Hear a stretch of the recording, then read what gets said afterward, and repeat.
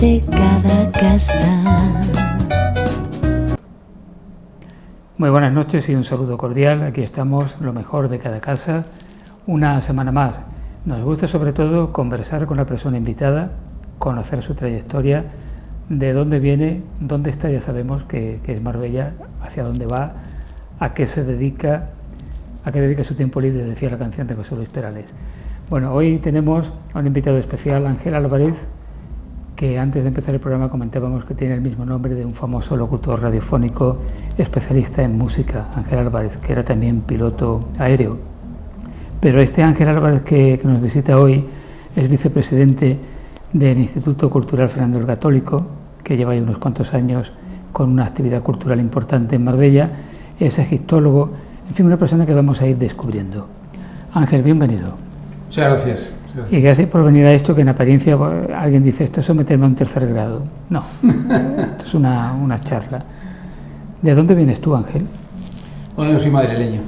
Nací en Madrid, mis padres también madrileños, mis abuelos también madrileños, por lo cual, de alguna manera, pues bueno, no soy de fuera de Madrid y eso no es ni bueno ni malo, sencillamente que nací en Madrid. Claro, por supuesto. Uno no nace en un sitio determinado, lo nacen, a cada uno nos nacen, ¿no? Así es, efectivamente. No podemos elegirlo, como no podemos elegir la familia. Tampoco. Que nos toca, a veces nos gusta tanto, a veces nos gusta más. Lo que sí podemos elegir son los amigos y, como es lógico y la vida demuestra, también tenemos derecho a equivocarnos y a llevarnos decepciones. Pero bueno, forma parte de la vida, es una enseñanza. Sin duda. Lo malo es cuando tenemos algún fracaso o alguien nos defrauda y no sacamos ninguna lección, ¿no? Así es.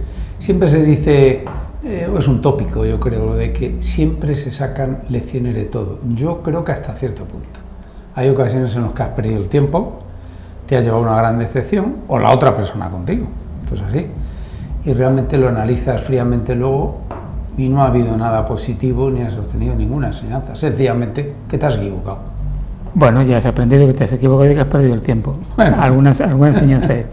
Tú me decías antes que has conocido al otro Ángel Álvarez del que yo decía, al especialista en música. Sí, efectivamente. Yo trabajé 22 años en Iberia Airlines Air de España. Entré muy jovencito, con 18 años. Tuve 22 años y efectivamente Ángel Álvarez, que era bastante más mayor que yo, pero era piloto de Iberia, en la línea de vuelo que recorría, que unía Madrid con Nueva York. Ese vuelo famoso, que era el vuelo de Nueva York, todos los que trabajamos en Iberia sabíamos que ese antiguo comandante de Iberia, comandante de vuelo, pues era el Ángel Álvarez famoso, que en aquellas noches maravillosas, con esa voz metálica que te envolvía, como comentábamos antes, nos transportaba a una época. Yo era muy jovencito también, es verdad, pero recuerdo vagamente que nos transportaba a un tipo de música y a un mundo que para la mayoría de nosotros era absolutamente desconocido, pero un mundo maravilloso, de una música maravillosa. Sí, realmente, porque nos hablaba de Oscar Peterson, John Coltrane, de Ella Fitzgerald, Efectivamente. de toda esta gente, ¿no? Tantísima gente que fueron pioneros en sentido amplio de la palabra y sobre todo, repito, en España, que eran grandes desconocidos para el público en general. Bueno, y el niño Ángel Álvarez aquí presente, ¿cuál es tu segundo apellido? Plaza.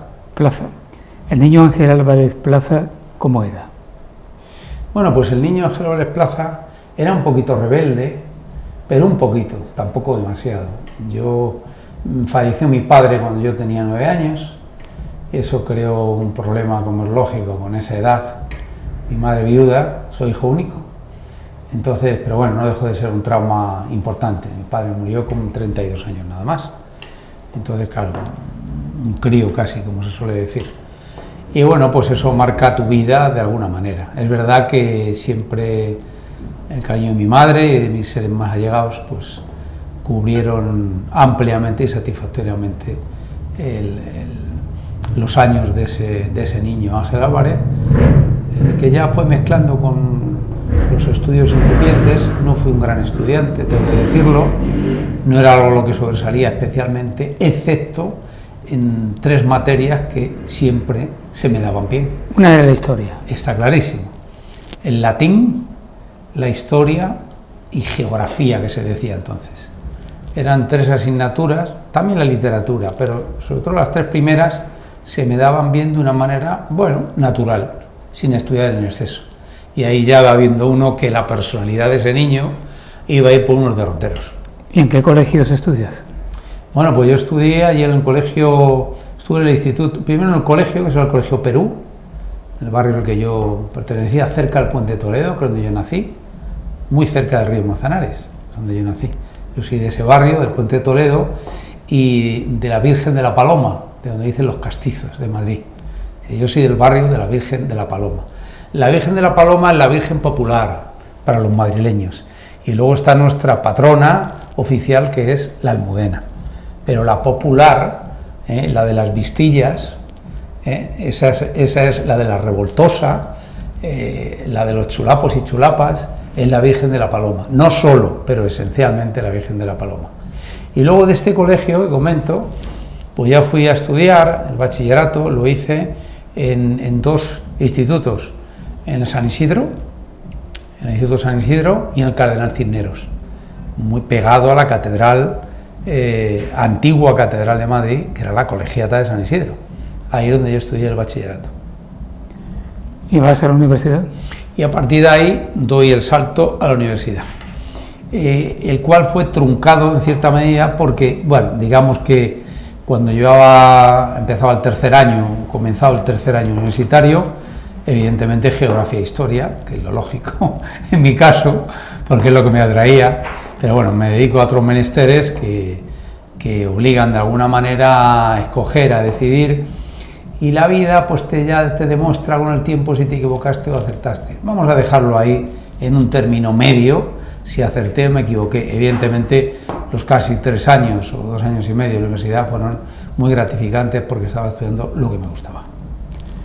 ¿Cuándo surge tu interés, ese tremendo interés por Egipto que te lleva a ser especialista en el tema? Sí, es curioso porque el interés por Egipto me nació cuando yo tenía unos 18 o 19 años nada más, por Roma. Yo tenía un amigo que lo sigo conservando, que era arqueólogo y estaba especializado en Roma. Entonces, bueno, él de alguna manera pues me llevaba a excavaciones, era un poco más mayor que yo, me llevaba a excavaciones y yo pues me lo pasaba bien, le ayudaba un poco, poquísimo, porque no entendía apenas, pero era un mundo para mí que era maravilloso. Y me llevaba unas cuantas excavaciones.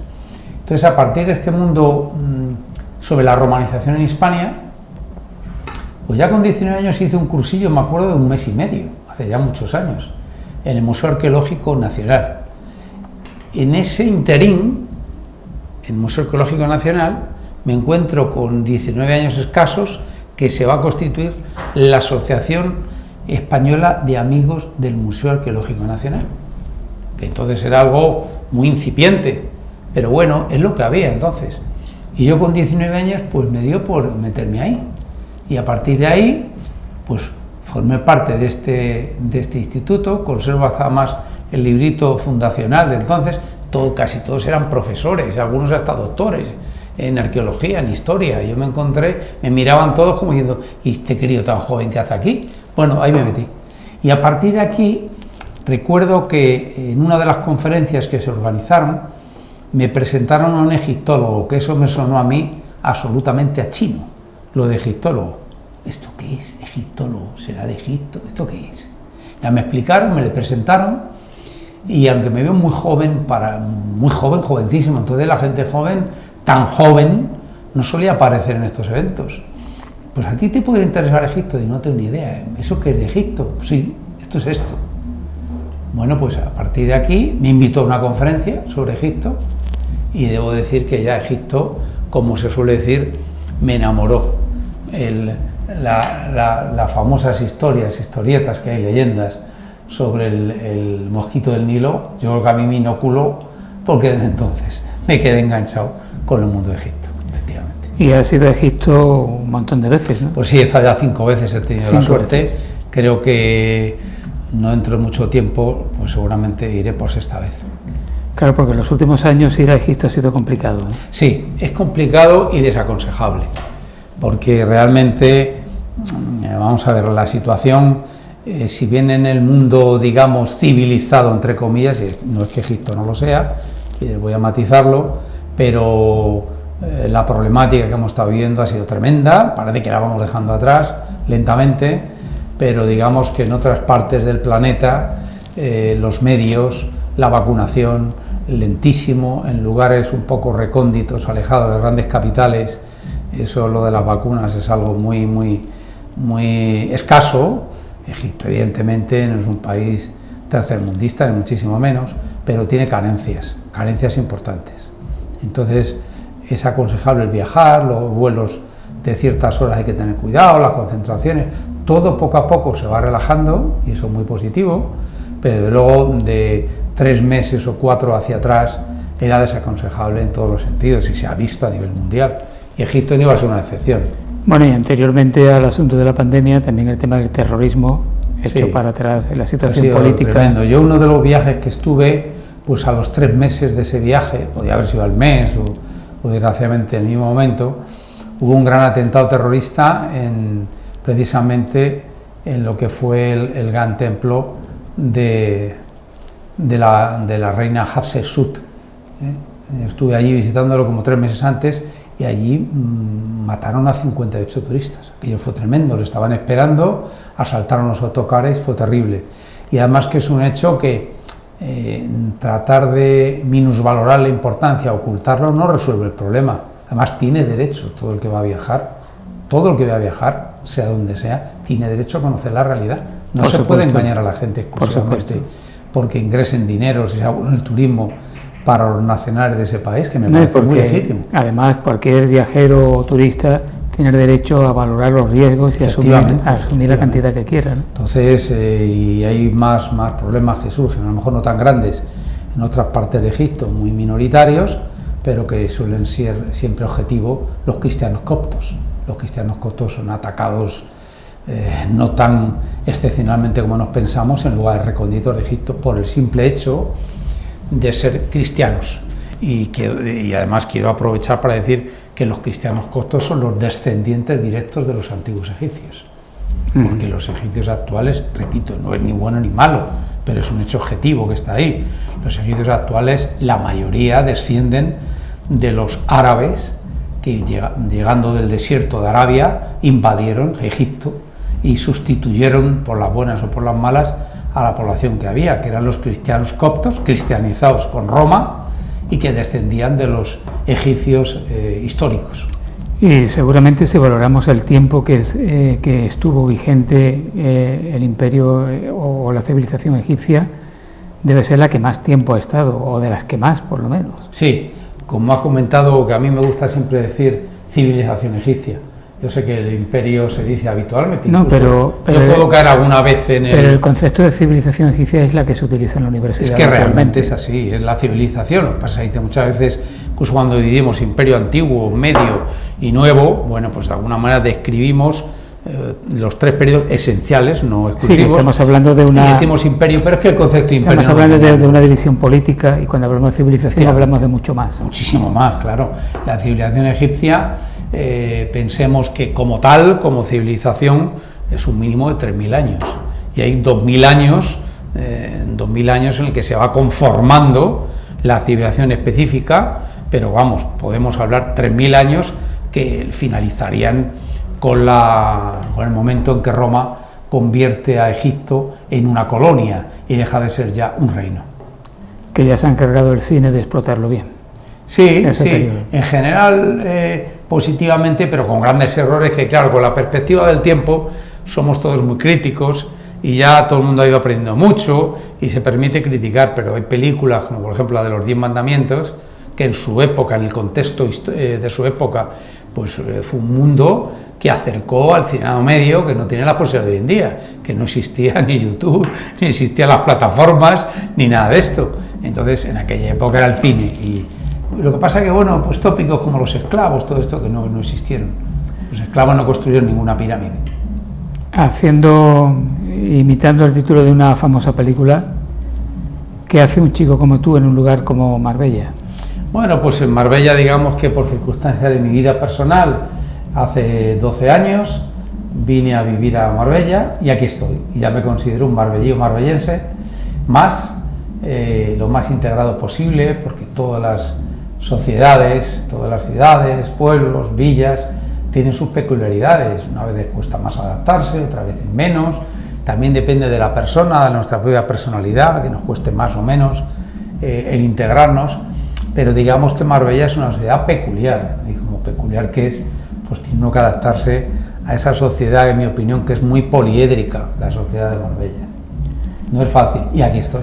Tú seguramente viniste por un tiempo determinado y llevas ya 12 años. Efectivamente. Que es lo habitual casi todo el Vine por mundo. un tiempo determinado, pero luego enseguida, digamos que se fue asentando mi vida aquí, y aunque viajo a Madrid relativamente a menudo por algún motivo profesional y sobre todo familiar, pues mi vida está aquí, en Marbella, por supuesto.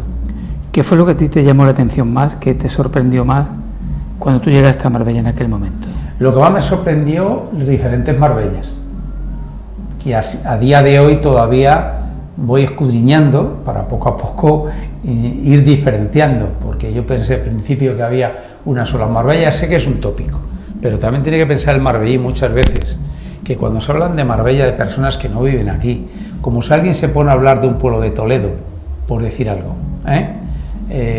con mucha facilidad los lugareños, lo digo positivamente y cariñosamente, siempre ven como negativo o despectivo para el que dé una opinión sobre ese pueblo, sin darse cuenta que a lo mejor el tópico que hay de ese lugar en el exterior es algo que comúnmente está aceptado.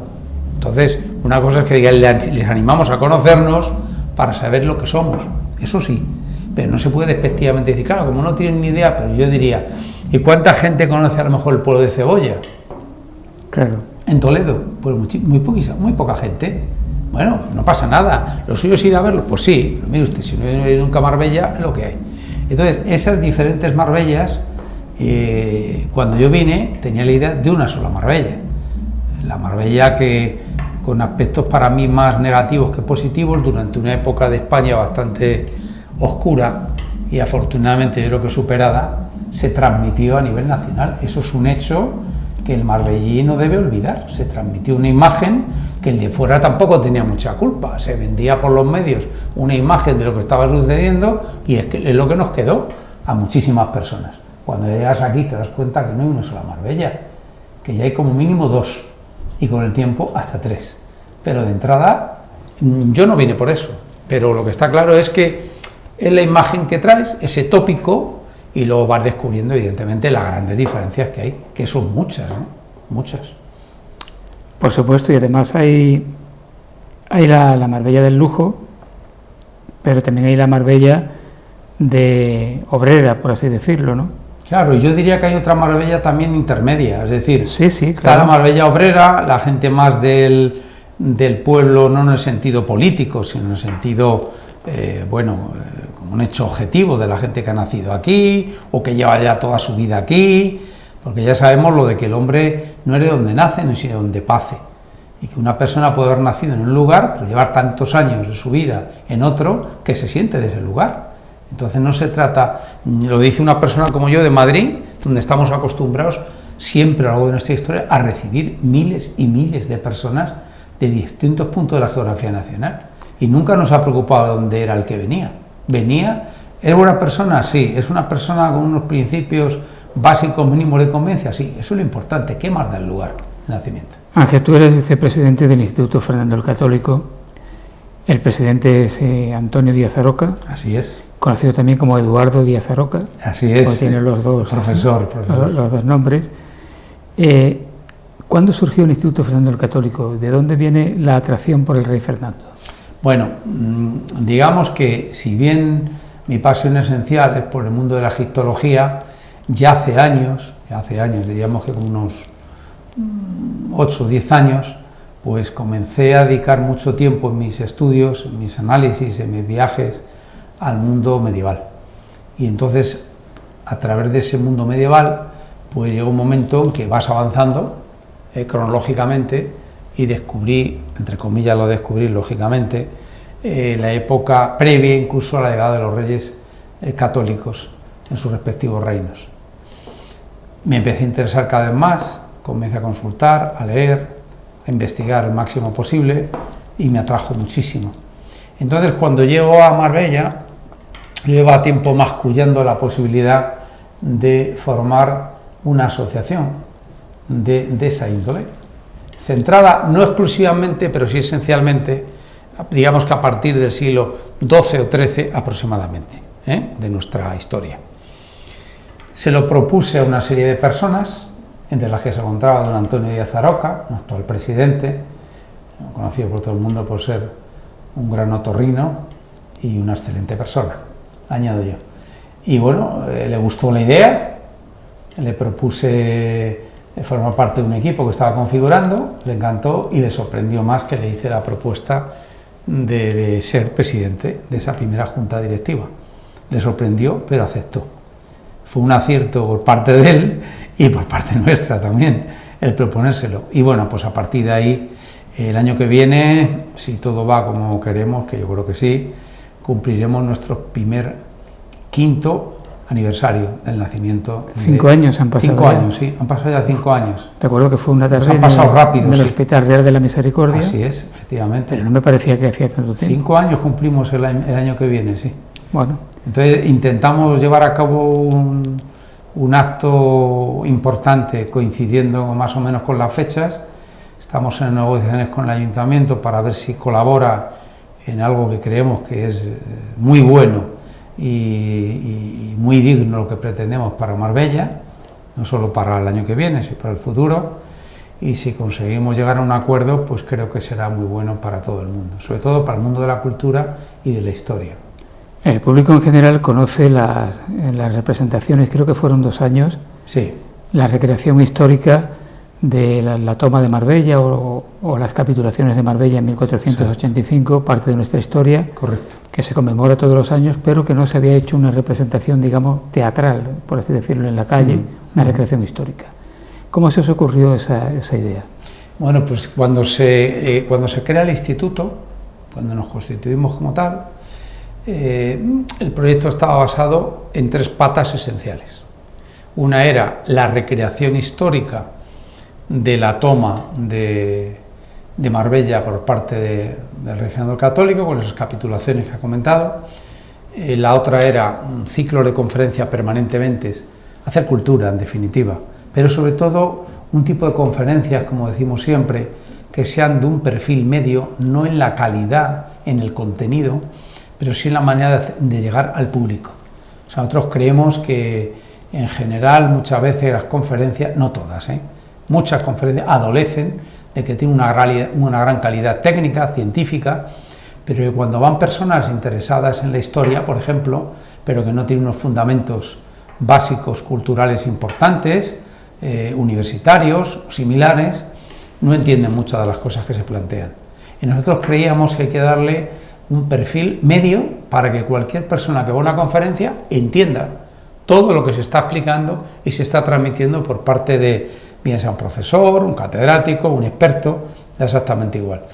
Por eso siempre que hablamos con los distintos conferenciantes, nosotros les transmitimos la libertad que tienen absoluta, como no puede ser de otra manera, de la conferencia, aunque sabemos siempre, lógicamente, de qué va a versar, pero siempre con mucha libertad, mucha autonomía, pero siempre les sugerimos que ese perfil medio en la manera de transmitir y de entender por parte del asistente deben hacer un pequeño esfuerzo. Creemos que en general no ha habido problema, todos lo han entendido, incluso nos han agradecido más de uno que se cae a veces en la endogamia, o sea, piensas que está siempre hablando para gente que sabe, para doctos en la materia, y no nos damos cuenta que hay personas que van interesadas, incluso van a ver qué sucede, a ver de qué va, como se suele decir coloquialmente, y se encuentran pues unas veces pues muy interesadas porque lo han entendido, y otras pues no discuten el contenido, pero dicen, como no soy un entendido, no lo puedo valorar.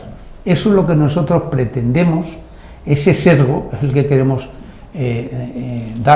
imprimir en toda nuestra conferencia. Y la tercera pata, esa es una pata, la otra pata es esta, y la tercera pata que queríamos llevar a cabo es que con el tiempo queríamos establecer los premios culturales Fernando el Católico de Marbella, que no sean de ámbito local, no porque tengamos nada contra local, sino queremos ser más ambiciosos, prudentes pero ambiciosos, y poner en marcha los premios culturales Fernando el Católico de ámbito nacional.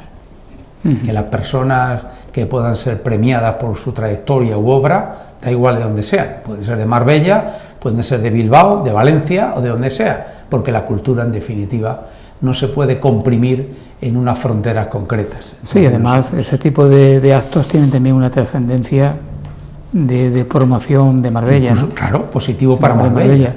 Aquí hubo un premio de novela Ciudad de Marbella, efectivamente, ya me lo han comentado en alguna ocasión. Hubo el premio de poesía Rey Juan Carlos, que se suprimió. Hubo un certamen de cine amateur que mandaban películas de Estados Unidos, de Inglaterra, de Alemania, se suprimió. Desgraciadamente, todo esto que se ha ido suprimiendo, no pretendemos llenar el hueco de nada.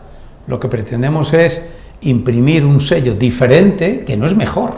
No se trata de que sea mejor, diferente, y sobre todo a ver cómo se pueden implicar nuestras autoridades públicas y, en fin, algunos medios privados con los que estamos iniciando una incipiente negociación para que esto no sea una flor de un día. O sea, que se haga un año es como la recreación de la toma de Marbella por Rey Fernando el Católico.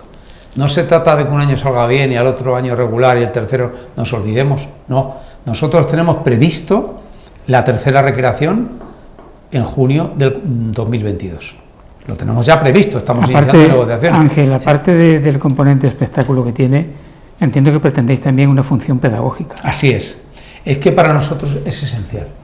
Nosotros, con todos los respetos a quienes hacen recreaciones, exhibiciones en el buen sentido de la palabra, de una manera muy lúdica, muy entretenida, lo respetamos. Pero nosotros, además de eso, lo que sobre todo nos preocupa es la labor pedagógica. Es decir, queremos transportar al que está viendo una recreación a la época, al momento, cómo se pudo dar una negociación en las capitulaciones. Por eso ponemos un representante del alcaide musulmán, otro del Rey Fernando el Católico, negociando las condiciones de las capitulaciones, que más o menos el público que lo está viendo y al que se le va explicando a través de un micrófono, se le va explicando previamente lo que van a ver, qué es una capitulación, y la entrega de llaves, la conversación que según los cronistas más o menos que se reflejan las capitulaciones, que así se conservan, cómo puede ser más o menos esa conversación para la entrega de Marbella. Bueno, pues todo esto es pedagogía y es tratar de educar por una cuestión importante en el caso de Marbella. La gran mayoría de las personas con las que nosotros nos entrevistábamos o nos preguntaban no conocían realmente el origen de la fiesta de San Bernabé. La mayoría lo desconocían, estando en Marbella, nacidos aquí de generaciones. Y les preguntaba, bueno, ¿usted sabe por qué? Dicen, bueno, siempre ha sido así. Mi padre decía, mi madre decía, mi abuelo decía. Bueno, pues una vez más aprovecho para decir que San Bernabé Apóstol es el día en que, según estas capitulaciones, según a uno de los cronistas del Rey Fernando, es cuando se entra en Marbella. Coincidiendo que era San Bernabé Apóstol, se decide que sea el patrón de Marbella. Es decir, las fiestas que aquí se celebran en junio, las fiestas de Marbella, tienen su origen en ese hecho histórico. ¿Hay algo más bonito y pedagógico y educativo que recrear aquella época para que entiendan los marbellíes, desde ese momento para acá, las fiestas que se están celebrando, cuál es su origen? Por eso nosotros reivindicamos, más allá de la recreación, que creemos que la figura situadas en el contexto histórico, de los reyes, la reconquista, es que todo hay que situarlo en el contexto. No podemos hacer un análisis con ojos actuales porque entraríamos en disquisiciones incluso de tipo ideológico que no nos llevan a nada. Entonces, es muy interesante el que el ayuntamiento, gobierne quien gobierne, se implique y sea consciente que las fiestas populares tienen su origen en ese hecho histórico. Por eso creo que nunca deben dejar caer una idea, que con independencia que haya sido nuestra, la idea por sí es que es muy interesante, porque entroncan con esa historia de Marbella. Y por eso nosotros siempre hablamos y decimos, estamos recreando un hecho histórico, más allá de la parte teatral que pueda tener la recreación, pero por eso somos bastante ortodoxos, desde la vestimenta en todos los sentidos. De hecho, tuve hace 3 meses escasos una reunión con el concejal de Participación Ciudadana, que fue en ese sentido muy positiva, porque le hemos pedido colaboración para que cada año se puedan ir sumando vecinos de Marbella a la recreación. Y entonces, ¿qué le hemos pedido? Que nos facilite un espacio semanal, que pondremos en breve en marcha, para que todo aquel que quiera participar lo pueda hacer bajo unos requisitos.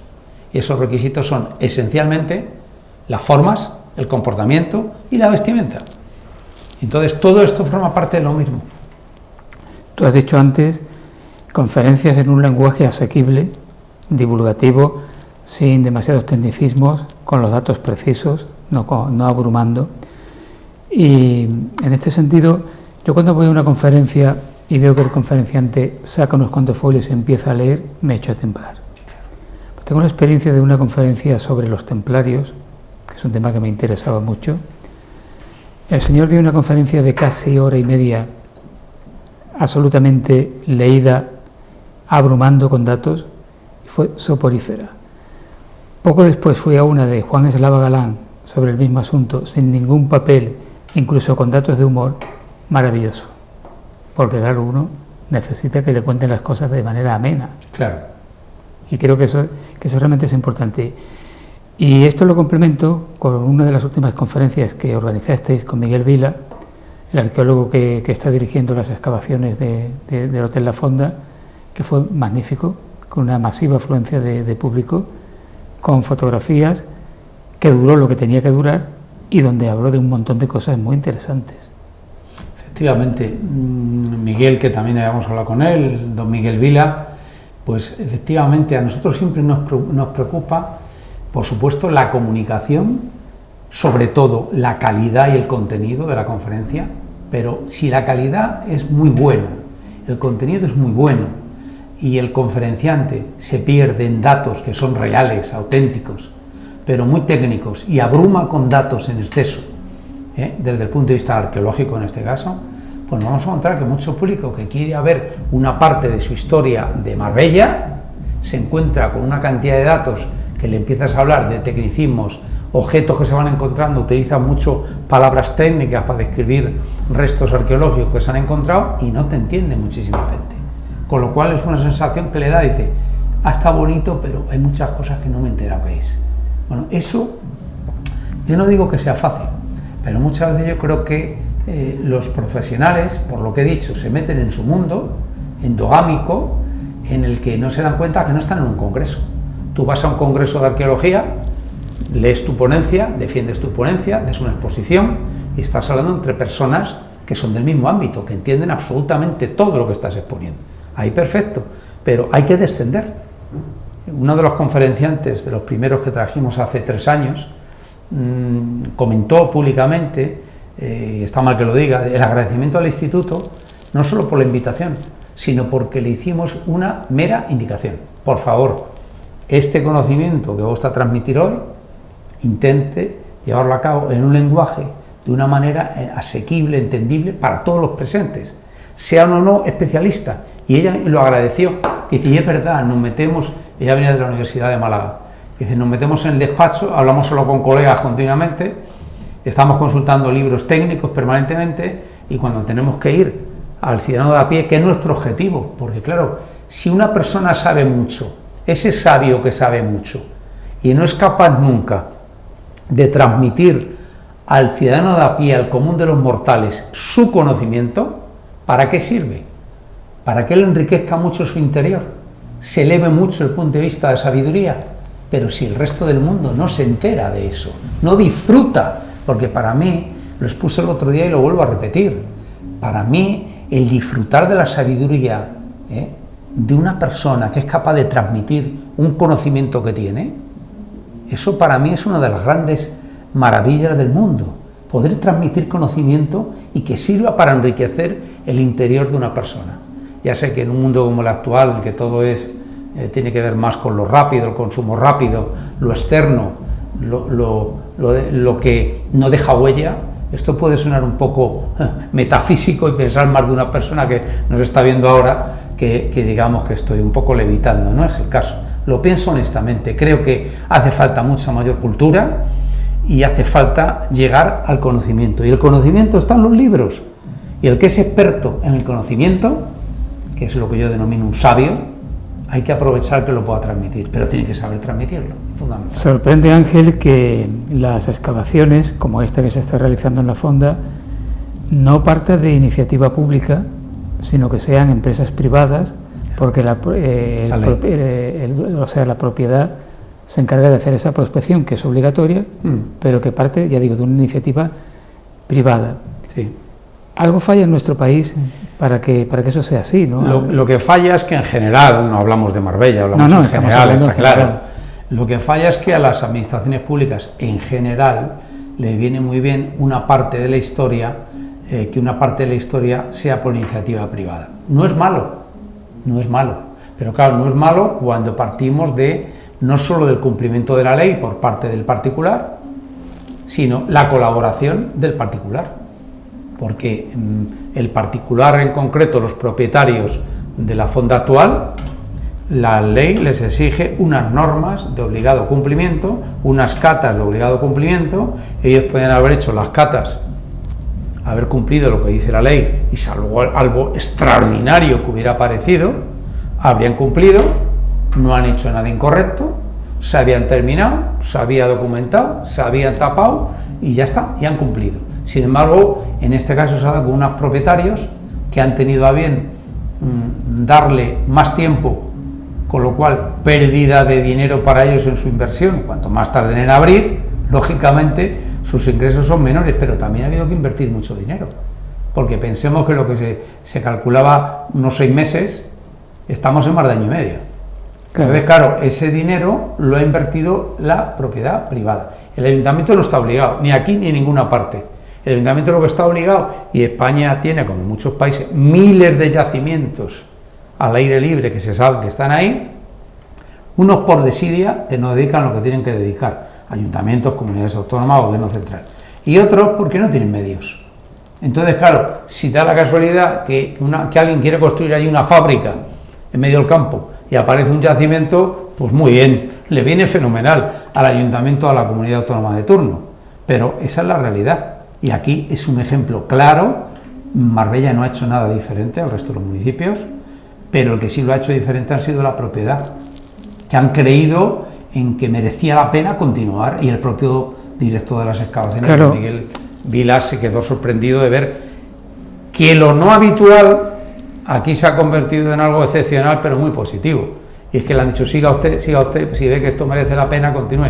Pues como se dijo en la conferencia, llevamos por casi 600 esqueletos, que más allá de la parte morbosa de los esqueletos, se trata de que fue utilizado ese cementerio durante muchísimo tiempo. Claro. Eso es lo verdaderamente importante, lo cual quiere decir que ese lugar tenía mucha importancia para los habitantes de Marbella.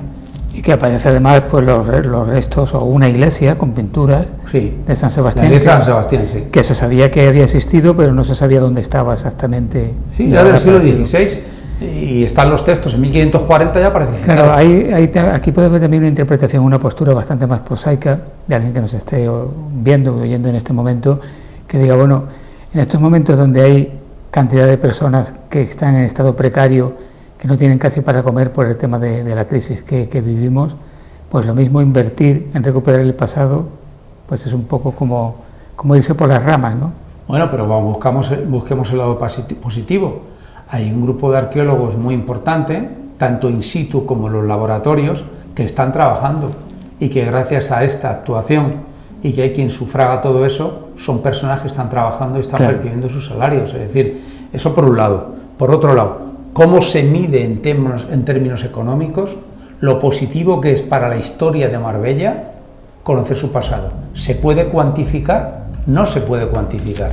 Eso es como si el día de mañana, que espero que algún día lo podamos ver, se lleva a cabo una excavación en profundidad, amplia y de rigor en la fortaleza de Marbella. Si se lleva alguna vez a cabo, seguramente se van a encontrar datos muy importantes sobre la historia pasada de Marbella. ¿Cómo se cuantifica eso? Pues se puede llegar a cuantificar si eso es una forma de atraer también visitantes que no vengan, como yo dije y lo sigo repitiendo, siempre que puedo lo digo. Marbella tiene una maravilla de sol, playa y gastronomía, pero es que Marbella no puede ser solo eso, porque hay personas que viven aquí o que vienen de fuera que le gusta el mar, entre comillas, que le gusta la playa, entre comillas, pero que vienen aquí, pues a lo mejor por su temperatura o porque es un sitio tranquilo, con calidad de vida, y que les gustaría también esta otra parte que no está. Ya en una excavación que se hizo en la Alcazaba, sí, pues prácticamente queda demostrado que el origen no es simplemente musulmán, sino ya del tiempo romano. Claro. Hay que ir a la República Romana como origen que es muy interesante. Bueno, este programa, lo mejor de cada casa, el invitado siempre nos dice qué es lo mejor de su casa, qué es lo mejor de tu casa. Bueno, lo mejor de mi casa, pues lo mejor de mi casa es, digamos que es un equilibrio interior por la manera de compartir elementos como los que estamos hablando, el compartir el amor por la historia, el compartir sobre todo el amor por la cultura, compartir el amor por la cultura, el conocimiento. Sí, sigo hablando de conocimiento, porque yo pienso que al final, si al ser humano le quitamos de la capa del conocimiento, del amor por la sabiduría, por alcanzar algo casi inalcanzable, que es la sabiduría, por supuesto, pero si no se inicia el camino, es muy difícil crecer intelectualmente y espiritualmente. Y eso se comparte, en mi casa se comparte, porque es que si no al final nos convertimos, sí, pues personas que bebemos, comemos, dormimos, nos reímos un poco, que está bien, pero que hay quienes consideramos que eso es insuficiente. No puede ser que el paso de una persona por este mundo sin hacer grandes cosas, no hay que hacer grandes cosas, pero se puede contribuir de alguna manera, animando a otros, compartiendo, impulsando actividades que te hagan sentirte ser, en definitiva, persona, porque si no, ¿de qué nos vamos a diferenciar de los simples animales? De cubrimos las necesidades básicas y ya está, eso es todo. Nosotros hay quienes consideramos y creemos que el ser humano debe ser el eje central del mundo que nos está tocando vivir, y eso en mi casa se comparte. Situaciones problemáticas como la pandemia que hemos vivido o que estamos viviendo, porque esto no ha terminado todavía, nos llevan a que nos animemos a seguir sobre todo el carpe diem, no a hacer un proyecto a largo plazo. Yo creo que es un parón muy importante, que como no lo hemos vivido anteriormente, porque la última generación queda un poco lejana, cuando se produjo la terrible epidemia que se produjo en su momento, tanto la de gripe como después la de viruela, en fin, todo esto que fue terrible.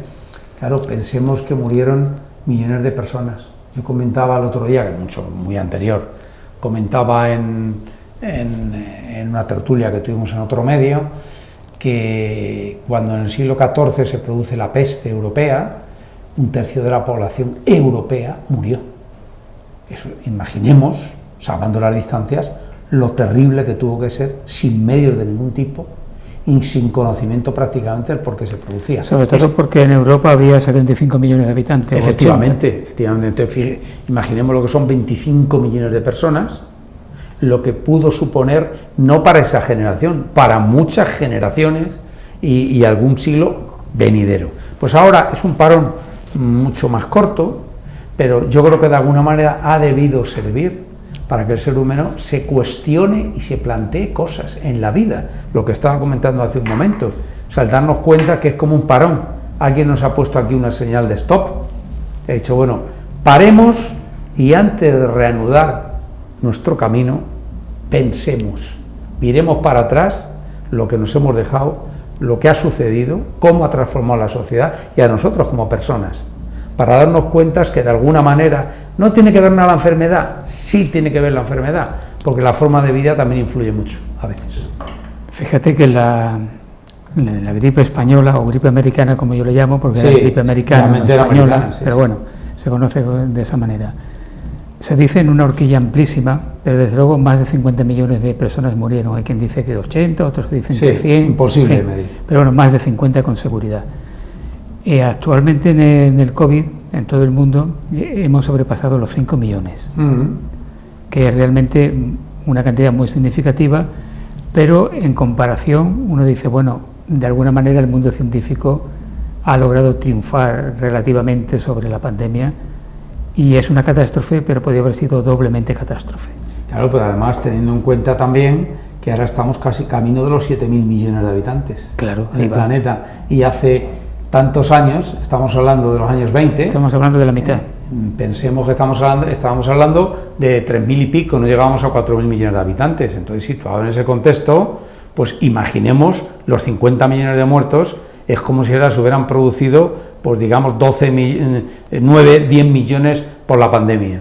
Pero, es decir, el decir lo de la cantidad no es tan importante. Sí, sí es importante porque, como bien está diciendo, la sanidad, los conocimientos científicos, en gran medida han servido y siguen sirviendo y servirán más para que no haya sido tan dañino, porque el mundo se tiene que preparar, no porque haya pasado esto, que pueden llegar otras pandemias, hay que prepararse psicológicamente también, que puede producirse o no, a lo mejor fallecemos cuando nos toque fallecer a cada uno y no se ha producido otra pandemia, o llega otra.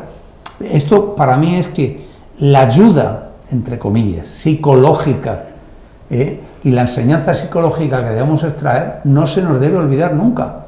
Y cuando nos retrotraemos eso a los años 20, lo que pasó con esa terrible pandemia, que pensemos que en el resto de Europa, que estaban en la guerra recién terminada, la Primera Guerra Mundial, entre el 1914 y 1918, había órdenes expresas en todos los países en guerra de no publicar noticias sobre muertos, porque una manera de dar a los enemigos, por decirlo así, datos de cómo estaba afectando la pandemia en sus respectivos países, menos en España. Claro. España no estaba en guerra y aquí sí se publicaban los datos. Y entonces nos ganamos el título de gripe española. Exacto, efectivamente.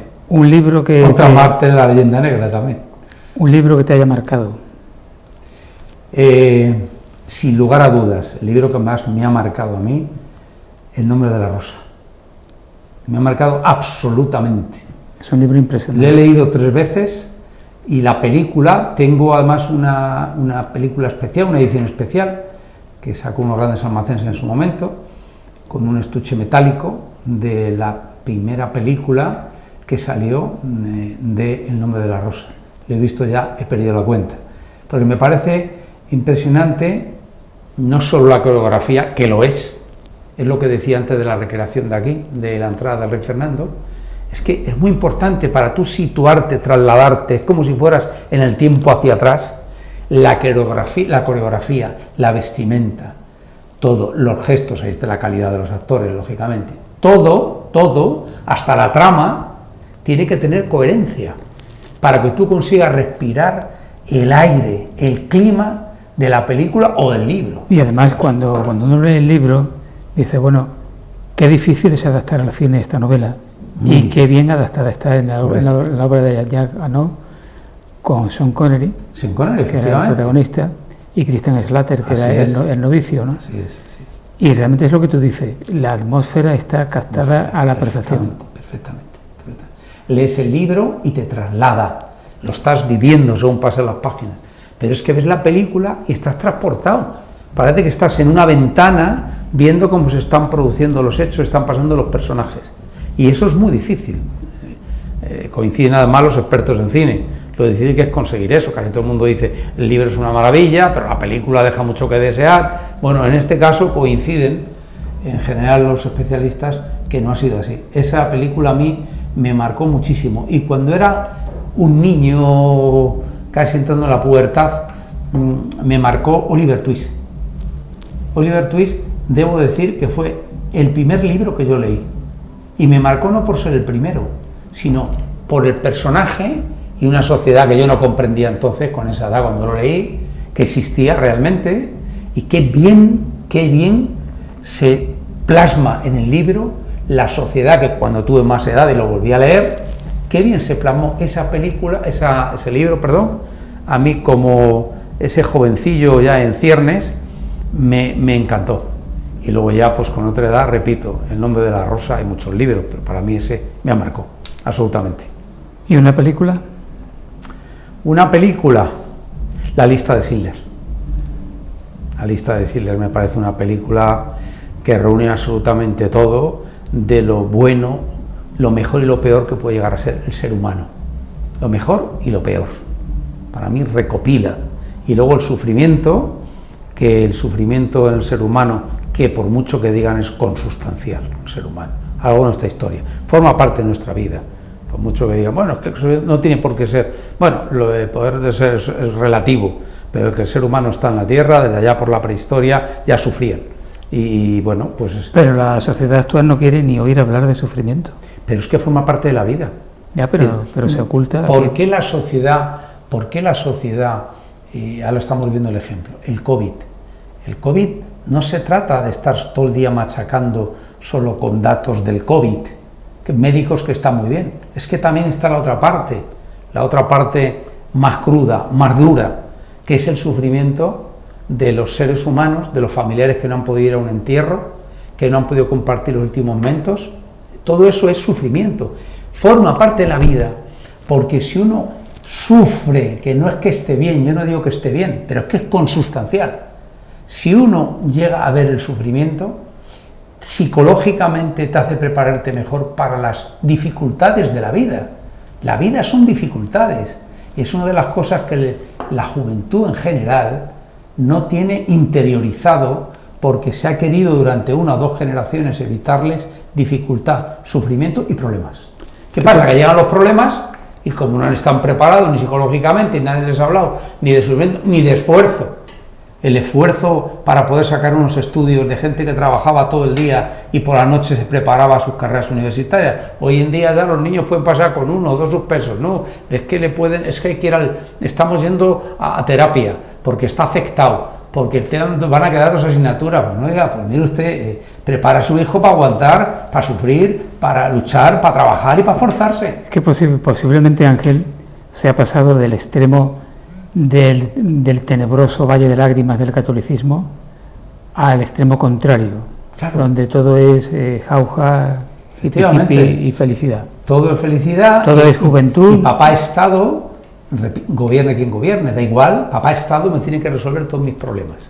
Es decir, tú, por ti mismo y por la sociedad en la que vives, tú, ¿qué eres capaz de hacer? ¿Tú qué eres capaz de hacer por ti, por los tuyos y por la sociedad en la que vives y de la que formas parte? No estés siempre pendiente de qué va a hacer la sociedad por ti y papá de Estado por ti.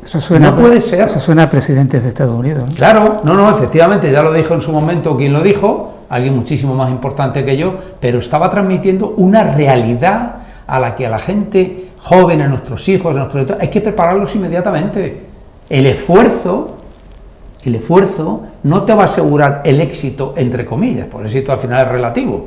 Sí te va a asegurar que más o menos por la vida, las dificultades que te vayas encontrando, si no las vas a poder resolver todas, vas a estar mejor preparado para sortearlas. Ahora, si todo es fácil, si todo es cómodo, si los hijos no abandonan sus casas porque no pueden hasta los 30 años de media, y si voy a estudiar con 2 asignaturas suspensas puedo pasar, claro, si no sucede.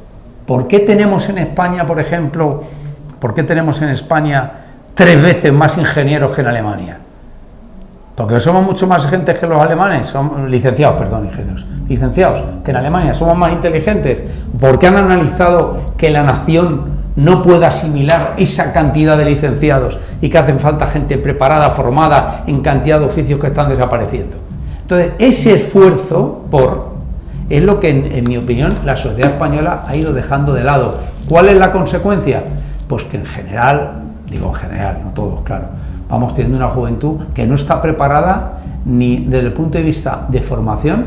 Conocimiento es otra cosa distinta, de formación, experiencia y sobre todo psicológicamente no están preparados ante la dificultad, ante el esfuerzo. Si tú no estás preparado para esforzarte y ante la dificultad, es prácticamente imposible que consigas ninguna de las metas que te propongas tú como ser humano y que contribuyas al conjunto de la sociedad.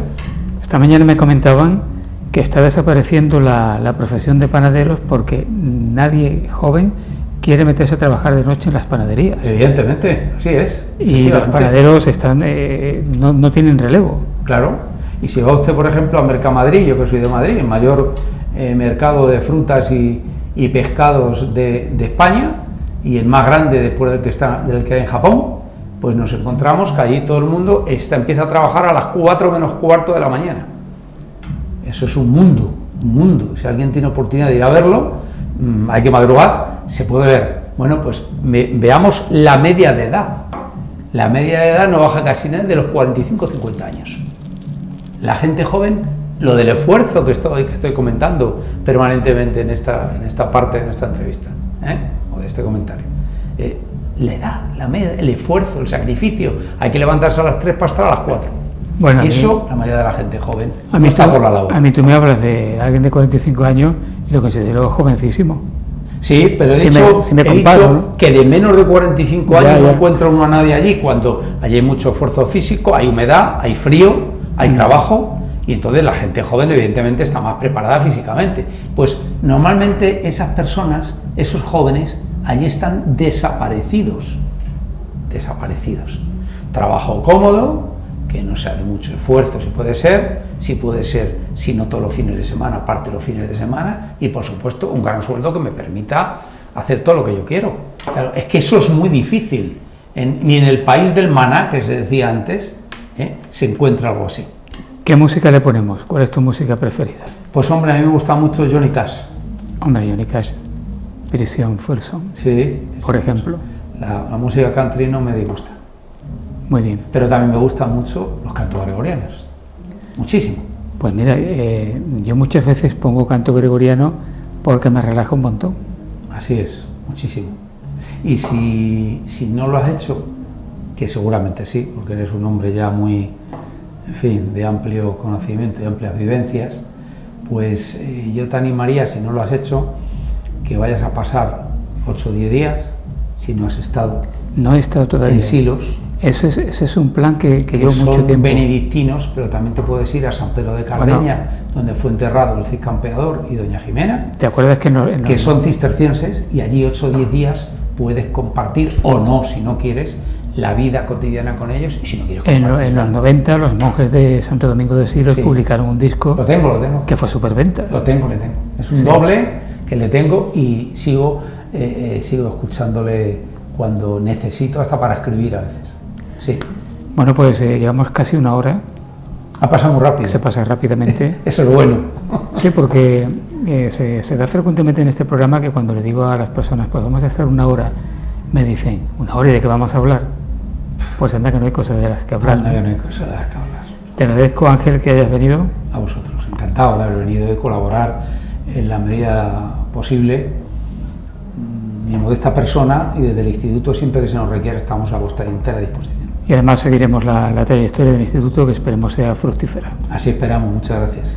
Gracias. También, como siempre, a todos ustedes que están ahí, que nos siguen, que comparten con nosotros este gusto por la conversación. Hasta la próxima semana. Un saludo.